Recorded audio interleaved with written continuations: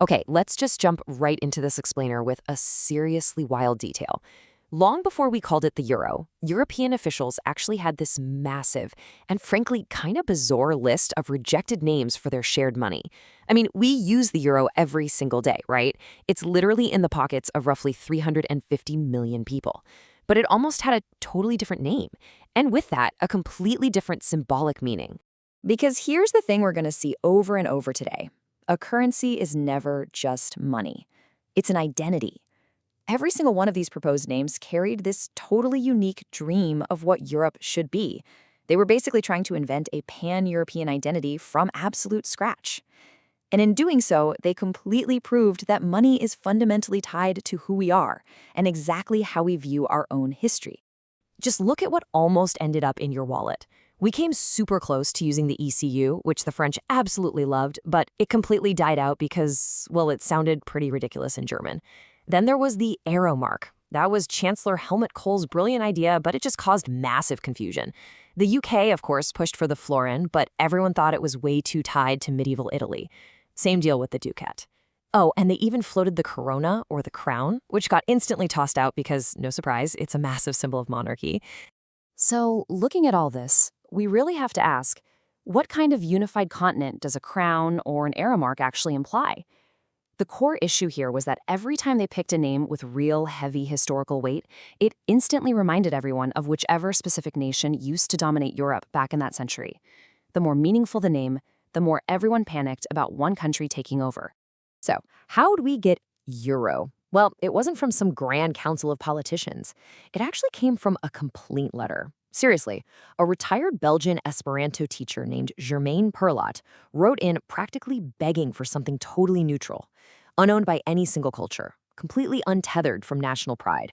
He just said, hey, why not a name derived from the word Europe itself? And boom, the euro was born out of this absolute desperate need for a blank slate. Part 1. The naming fight. National pride versus unity. To design something perfectly neutral, officials had to get super creative. Take the euro symbol. It's inspired by the Greek epsilon. Ancient roots, sure, but it perfectly avoids favoring a modern powerhouse like France or Germany. But the banknotes? The banknotes are an absolute masterclass in compromise. To avoid playing favorites with any country's real-world heritage, the banknotes feature completely fake, 100% fictional bridges, arches, and doorways. I mean, it's literally a blank slate printed on paper, so no one can say, hey, that's ours. The coins were pretty much the only place they compromised, featuring one shared European side and one national side. Moving on to part 2. Why a shared currency is hard. The Habsburg lesson. Because, look, trying to unite a bunch of different nations from the top down without their full organic consent, that is a historically dangerous game. And we see this exact European tension perfectly illustrated way back with the Austrian Habsburg Empire. Long before anyone dreamed of a euro, Vienna wanted centralized absolutism. They wanted this rationally managed, heavily bureaucratic superstate. But that clashed head-on with the Kingdom of Hungary, who fiercely defended their decentralized autonomy. They wanted to keep their local power right where it was. Just look at how disastrously this played out. Back in the late 1700s, Emperor Joseph II tried to aggressively force integration on Hungary. He was issuing thousands of decrees, literally 5 or 6 a day sometimes, just obsessively micromanaging the entire empire. He even tried to ban Latin, their administrative language, and force everyone to use German. And you know what happened? By trying to just erase local autonomy and force this top-down unity, it backfired so badly that by the time he was on his deathbed in 1790, he had to undo almost all of it. Hungary was practically on the verge of open rebellion. It is a massive historical red flag about imposing centralized rules on diverse nations. Which perfectly sets up part 3, the German question, fiscal myths in the modern Eurozone. All right, fast forward to the day. The modern Eurozone is heavily shaped by the economic mindset of its biggest player, Germany. And to get why, we need to look at a super popular German narrative. The story goes that the country is facing this looming demographic collapse. Back in the 1960s, you had 5 workers supporting every 1 pensioner. Today, it's down to 2.5, and by the 2030s, it's projected to be just 2. So the argument is that the welfare state is mathematically doomed, right?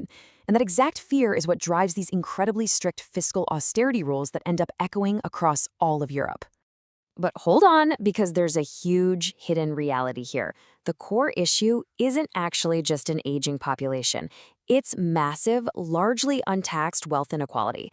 Get this, 42% of German pensioners receive under 1,000 euros a month. Meanwhile, literally just two families own as much wealth as the entire bottom 50% of the country. Two families.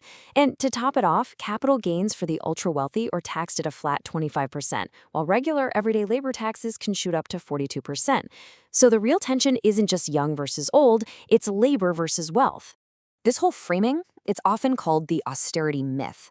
By treating the economy like it's purely a demographic math problem, leaders can easily justify brutal fiscal austerity and gutting benefits. And here's why that matters for the euro. Because Germany is the economic engine of Europe, those rigid, super conservative fiscal rules get baked into the very DNA of the euro project, which means they affect every single nation sharing that currency. So, part 4, what the euro bound and what it left unresolved. 27. That is the number of completely separate, totally independent national fiscal policies that the euro is trying to juggle right now. This is exactly what happens when you tie an entire continent together with one money, but flat out refuse to share the actual financial burdens.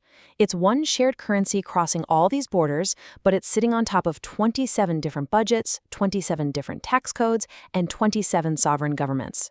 It's a wildly complex balancing act. And this creates what we can call the missing architecture of the euro. See, because there are zero federal shock absorbers, when a local economy totally crashes, like we saw in Greece, they're stuck. They can't just devalue their own currency to make their exports cheaper and recover. They don't have one anymore. Instead, these totally different economies are forced to hit strict, centralized financial targets, usually driven by those exact austerity myths we just talked about. They are completely trapped in a system that demands unity with their money, but offers literally zero shared social safety net when things go south. Leading us to part 5. The deeper tension, sharing money without a state. And really, this is the ultimate underlying paradox of the entire modern European project. Can you actually have a shared economic identity without having a shared political state to back it up? Think about it. On one hand, you've got the currency, used daily by 350 million people, deeply integrated, honestly, an incredible success story for federalism. But on the other hand, the state is completely fragmented. You have hard borders, competing national histories, and governments that are fiercely protective of their own sovereign power. It's an unprecedented experiment in human history. So, to even make this function, Europe had to invent this unique integration compromise. Step 1, adopt totally neutral history-free symbols, yeah, those fake bridges again, so no one feels dominated. Step 2, bind the continent together so tightly with economics that a war becomes practically impossible. And step 3, attempt to manage the inevitable friction of all these proud independent nations from a technocratic center. But as we learned from the Austrian Empire centuries ago, trying to manage massive, diverse populations purely through top-down bureaucracy, it is incredibly, incredibly difficult.